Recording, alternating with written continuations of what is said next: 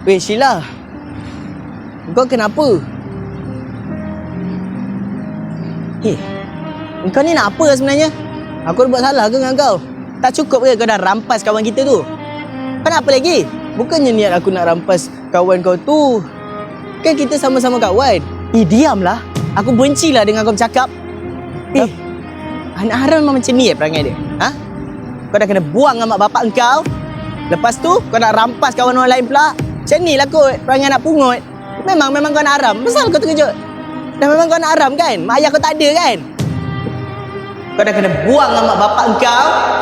Lepas tu kau nak rampas kawan orang lain pula. Macam ni lah kot perangai anak pungut. Memang kau nak haram. Pasal kau terkejut?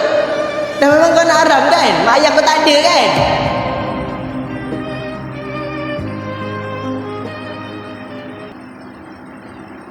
Sebuah istana tidaklah seberapa besar, namun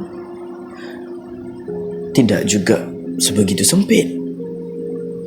Mari, biar aku perincikan lagi. Ini seakan sebuah medan. Ya, medan yang terkadangnya boleh jadi medan perang, terkadangnya riang. Tapi yang aku betul-betul pasti selalunya tenang. Sebuah rumah yang pada awalnya cukup asing kini menjadi sebuah rumah tak terbayang kalau aku terpaksa kehilangannya.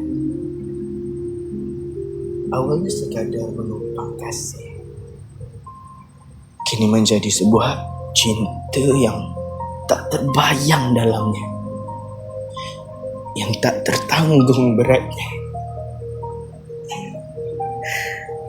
Aneh,